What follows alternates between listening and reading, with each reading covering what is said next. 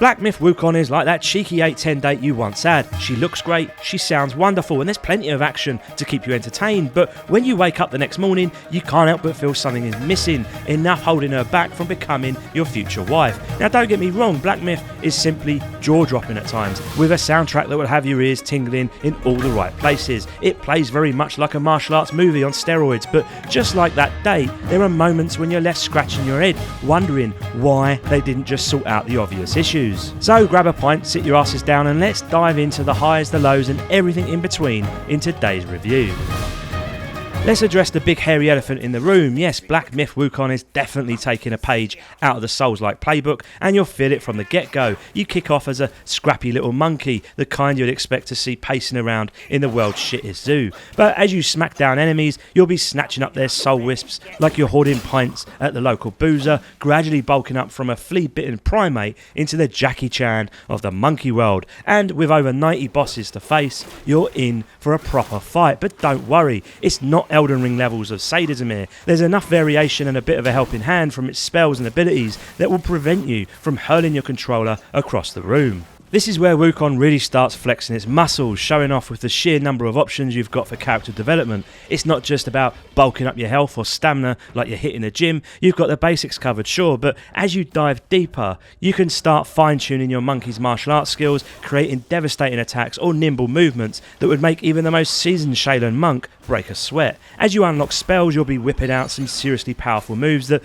will leave even the toughest bosses looking like they've just gone 12 rounds with a wrecking ball. One of my personal favourites is the duplicate ability. Fully upgraded, it conjures up a cheeky little army of monkeys, all taking turns to smack some poor sod around with their staffs. It's pure chaotic brilliance. There are plenty of other spells to master too, each one holding a special place and usually an Achilles heel to defeating a difficult boss. And the best bit, when you hit a checkpoint marked by lighting up a scented stick at those prayer monuments, you can rejig your abilities and recalibrate your strategy completely free of charge. So if a boss is giving you grief, say they're spewing poison everywhere, you can load up on resistances and give yourself a fighting chance. This ever-evolving character build system is what sets Wukong apart, making the whole experience feel deeply rewarding from start to finish. Combat in Wukong is a bit of a double-edged sword. It's all about personal preference really on where you land with it. On one hand, it's dead simple. You've got your basic light and heavy attacks plus a dodge button, and to be honest, it's pretty forgiving. Combos, just mash those buttons like you're typing out an angry email, and spam dodging will eventually get you that perfect evasion, leaving your enemies baffled as you pop up behind them, ready to deliver a proper smackdown. The only thing you really need to keep an eye on is your stamina, but that refills quick. With the right upgrades, you'll be back to fighting fit in no time. The general mobs, they're pushovers, truth be told, unless you charge in like a lunatic. It's the bosses that will give you a run for your money. Each one's been crafted with care, sporting unique mechanics that keep things fresh. They've got their attack patterns, their weak spots, but none of them feel utterly insurmountable. Don't get me wrong, this isn't a walk in a park either. You'll die plenty and there'll be that one boss that feels impossible. But unlike Elden Ring, when you're half dead before you even reach the boss, only to get obliterated in seconds, Wukong's got your back. It gives you just enough of a helping hand to keep things from feeling like a slog. For most players, this is perfect, but if you're craving the same brutal challenge as Elden Ring, you might be left a bit disappointed here, and dare I say it, you might think Wukong is a bit too friendly for the casuals. Personally, as a busy bloke with a life outside of gaming, I much prefer Wukong's more forgiving gameplay. What really keeps you hooked in Wukong though,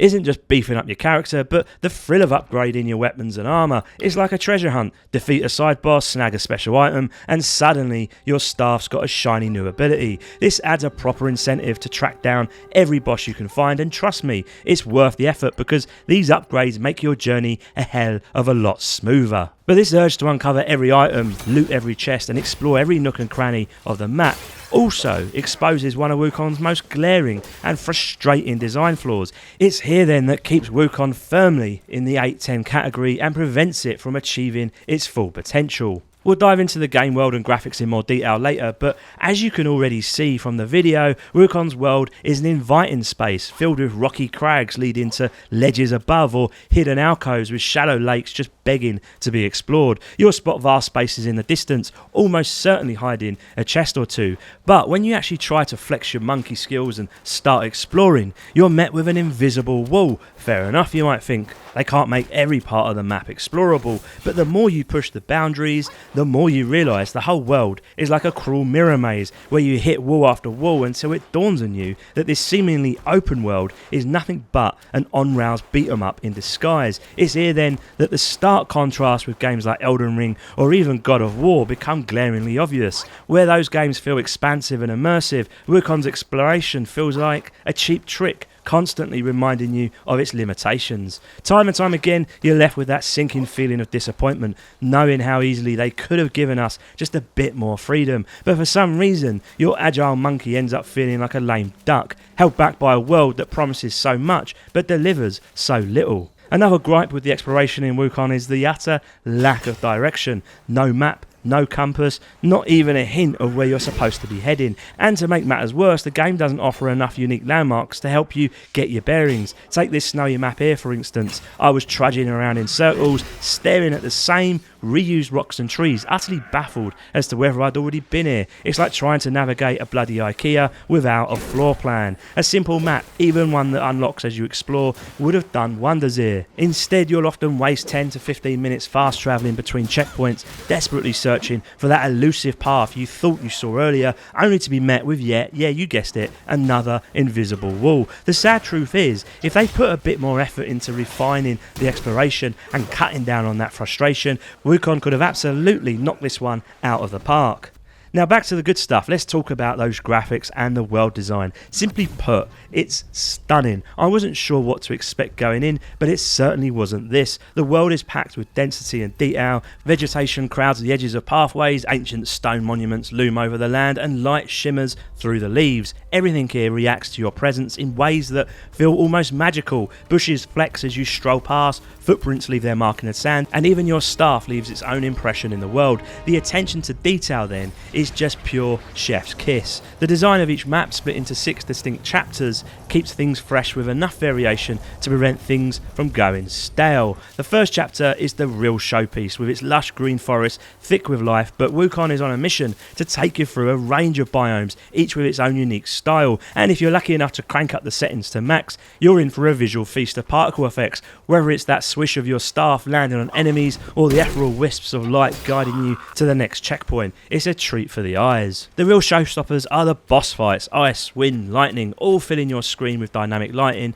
and high fidelity models that make each encounter feel epic. And let's not forget the animations. Everything here is fluid, like a well choreographed dance with nature as your monkey flings, spins and leaps through danger with grace. If I had to nitpick, I'd say the game does reuse some assets a bit too often, and a few more unique landmarks would help break up the deja vu feeling in some areas. Also, there is the occasional stutter. Nothing quite like being in the thick of battle and getting hit with a micro stutter as well as someone else's sword, as the game engine tries to shove more pixels down your throat than a Ron Jeremy movie. But overall, Wukong is easily the best looking game of 2024, hands down. And that grace carries on with the sound. The Chinese inspired music is absolutely glorious, a real treat for your eardrums, especially in headphone mode. It will leave you grinning like a Cheshire cat. It's so refreshing to be immersed in Chinese culture, and I sincerely hope more games in the future bring this level of flair and authenticity. And one of my biggest worries going in was how the voice acting would pan out, given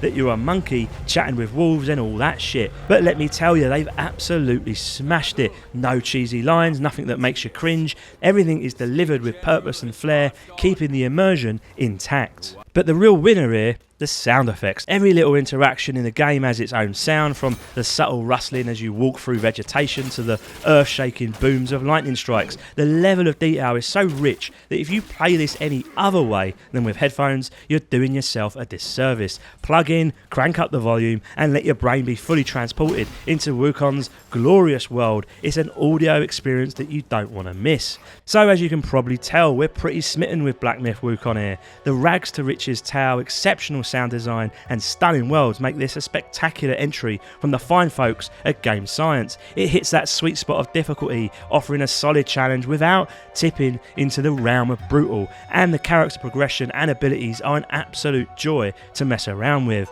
But it is a shame, really, because this game was so close to perfection, so close to nabbing our coveted 10/10 score. The exploration though, it's just all a bit of a letdown. The reality is, this is a highly guided RPG, with invisible walls popping up like roadblocks everywhere, leaving you feeling ironically trapped in these vast open spaces. It doesn't seem to want you to explore, and the lack of a compass or map system only hammers that point home. Wukong wants you to focus on what it does best, beating the living daylights out of folks with your stick. And you know what? I'm alright with that, because this game will rightfully be many people's Game of the Year in 2024. Until next time, love to you all, Reggie out.